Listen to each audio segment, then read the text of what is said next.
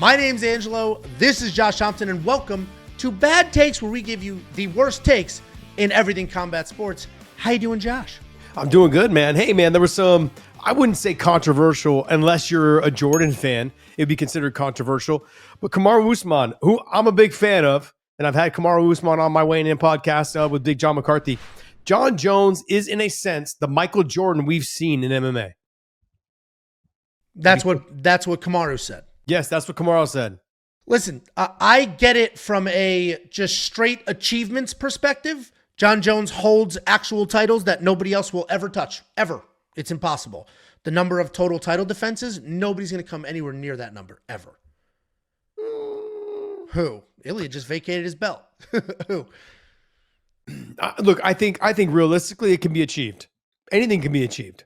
Let me look up the number. It's like 16. Yeah, something like that. Look, let's be honest. If you take a world-class wrestler and you plop them in the heavyweight division, he could be there forever. Gable Steveson? He could be there. He could be there until he's 45 years old or 47 years old, like Randy Couture. You take a world-class wrestler and he fights as often as he does without having to take a lot of damage, takedown after takedown. That Cain Velasquez type fighter, without injuries, and is just somebody that can just come forward, take you down. Gable Steveson's a very big name right now, finishing his last year at Minnesota. I collected a nice fat NIL deal for his last year. Yeah, which is crazy because he's like 30 in college, wrestling college kids after winning the Olympics. It's actually kind of crazy that they let him compete as a college kid, but it is what it is. Sorry, go ahead. You have that 1 year of eligibility left, with the new deals that they're doing right now. They're not fighters, but athletes are allowed to go ahead and put their their eligibility on hold. Yeah. We never did to compete in the Olympics. Yeah. Good for him. Good for him. 100%. If you're a young stud athlete coming up, you should be able to beat a 30-year-old. Yeah. That's the bottom line. But no one has been close. Gable, I watched the other night. I watched a match of his the other night, and I think he won the match. Was like 23-3 or 4 or something like that. So Gable's on his way to another national championship, and he missed out on the last Olympics. But I think he'll share an avenue, I think, probably into fighting here soon. Let's just be honest. Let's get back to the topic. The topic is Jon Jones the Michael Jordan in MMA? I don't believe so. And this, to me, shouldn't be a controversial take or a bad take whatsoever. It just simply is, no, he should not. Now, I'm not saying that there won't be one, but right now, we haven't seen a Michael Jordan in the sport. We just haven't seen him. Oh, okay. Jon Jones is probably the closest to it, but let's just be honest. Michael Jordan didn't test positive for steroids, didn't have picograms in his system. Jordan had his own problems, everyone talked about his gambling, all the other things, his drive. He wasn't the greatest teammate. This is an individual sport. I look at when someone says they were the Michael Jordan of the sport, someone who was never distracted from themselves, like that, somebody who just whatever it took to be. I don't see that in John. I didn't get that from Jon Jones. Now, look, he's definitely probably the best athlete we've ever had in there. But to hit the Jon Jones or to hit the Michael Jordan status, no. Jon Jones has never, I don't think, ever been the number one pay-per-view seller. Ever. Yeah, I know he wasn't the biggest draw on the planet. He might be if he fights Tom Aspinall, but there was always somebody bigger. There was always while GSP was fighting, while Conor McGregor was fighting. So yeah, while Alex Pereira is fighting. I'm sorry, but I think more people probably tuned in to watch the Wizards with Michael Jordan on it. You know what I mean? Like, Baseball, White Sox, 40 years old, 38, 39, 40 years old, whatever Michael Jordan was at the time.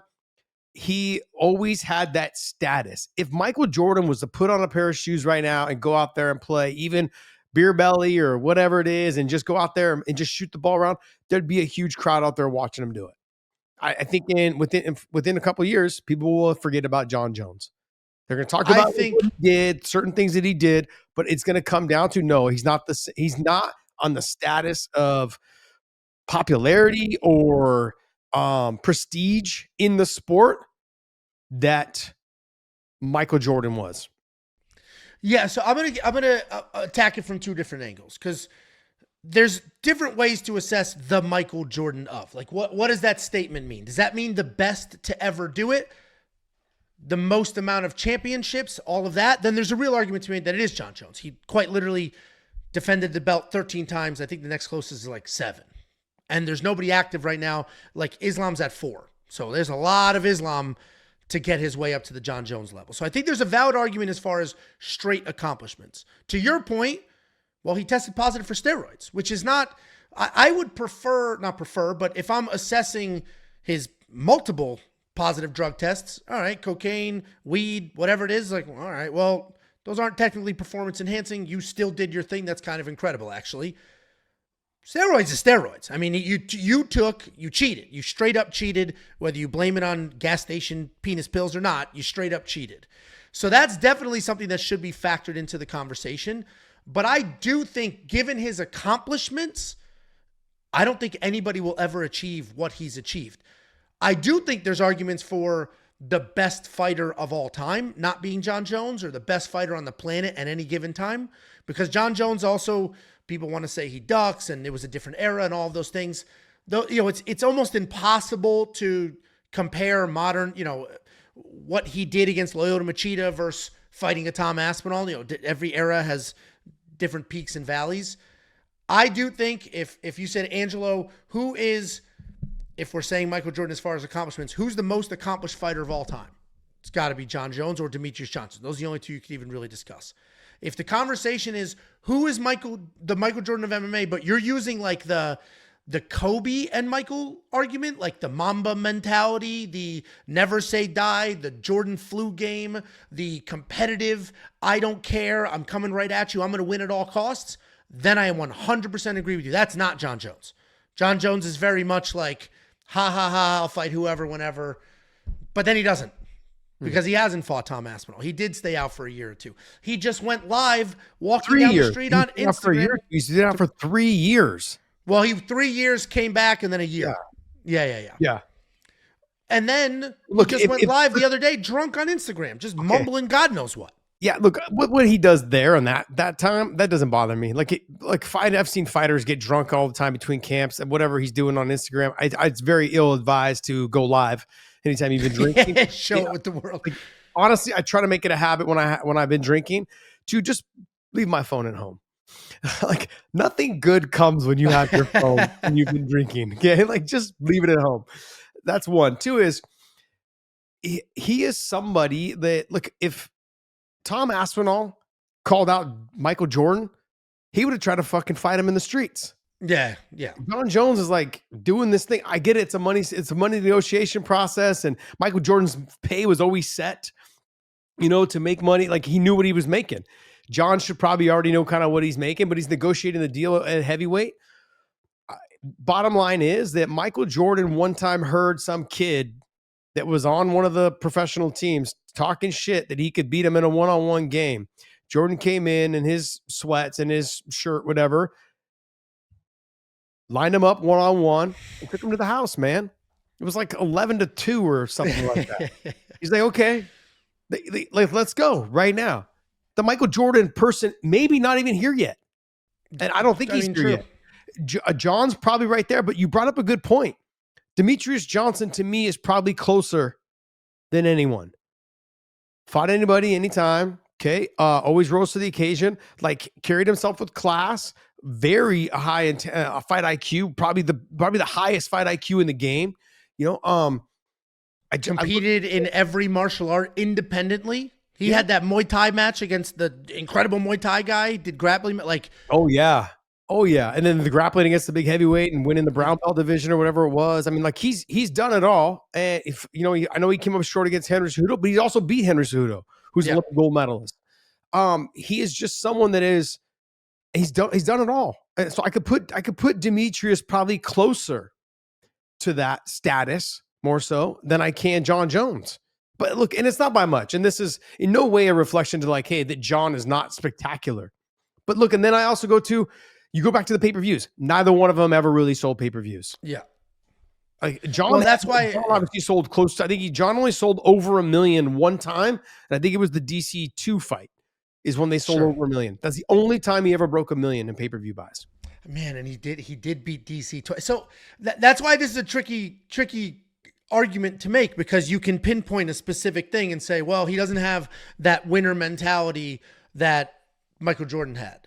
or he doesn't have this. If, to me, all the accomplishment, he really has done everything. Yeah. And you could argue he lost a couple of those fights. Like he lost to Gustafsson the first time. He lost to, if Chael Sonnen was able to survive another minute, the commission would have stopped that fight because John's toe was hanging off. Dominic Reyes, you could argue beat says him. that was more of that. He lost more of that fight than he did the Gus fight. I had him losing the Gus fight, but it was close. And the fact that I went to John, I was like, ooh, tough loss for Gus. Yeah, tie goes to the champ. Yeah. It was one of those things. But the Dominic Reyes fight, everyone said, even with the Santos fight, he didn't look great. The guy blew out both his knees, and he still just barely scraped by. But then I also look that was kind of towards the end when he seemed like he was losing interest in being the champion. He needed motivation. I just talked about all this on a couple of our other videos about how fighters need motivation and they need a drive. They need to set a goal. They're like entrepreneurs. What's next? What can I conquer next? That's their mentality. Yeah. And John needed that, I think, during that last leg of his 205, championship status. So now going to heavyweight, which is surprising to me that he's not jumping on the Tom Aspinall situation, because it almost feels like the Floyd Mayweather Canelo Alvarez. Let me get him while he's young. Get him now, yeah. He's going to be a problem in 5 years. Get him now. I think Aspinall's going to be champion for a long time. But if I'm Jon Jones, I'm like, I got to snatch you up before you get any better between now and the next 6 months. Because at that age, you're like a sponge. You're soaking it all in, and it comes so easy. So let me ask you this. So your argument was not necessarily that Jon Jones isn't. Well, that is part of your argument, but more so that we haven't seen the person yet. You're not advocating for somebody specific. You're saying we haven't seen it yet. What would Jon Jones have to do in whatever he has left? A couple of fights maybe, or maybe zero. Like he's right there. What would he have to do for you to be like, all right, yeah. I mean, he is at this point. No, I don't think there's anything he can do. The testing positive to me is it automatically, like when fighters talk about Mount Rushmore, I take him off. I take Anderson Silva off. Like there's guys that I don't put on because of the steroids. Because of the PEDs.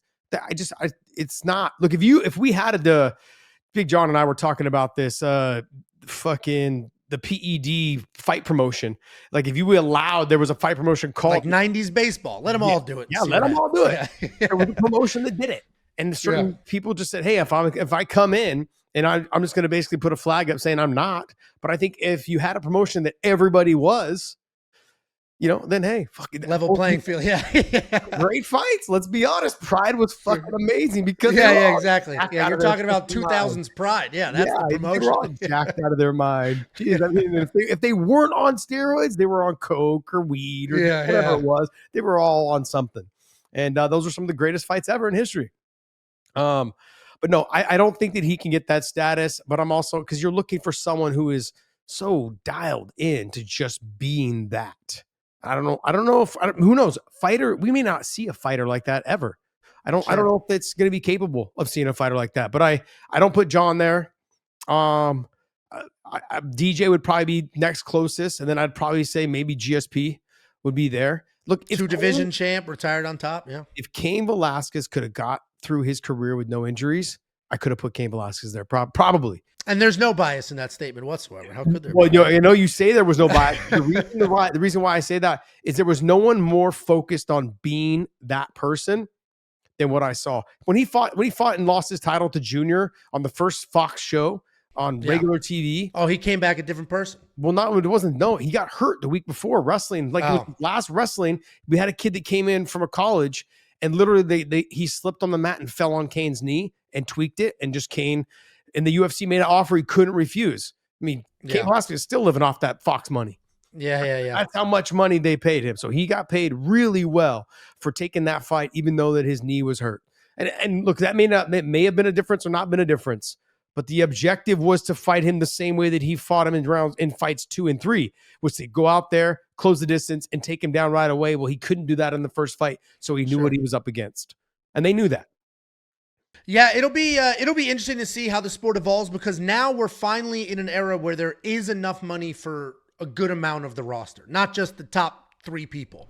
So there are people who are growing up only doing MMA and training MMA from the rip, entering this sport. Let us know who you think is or is not the Michael Jordan of MMA, and we'll be back with some more bad takes.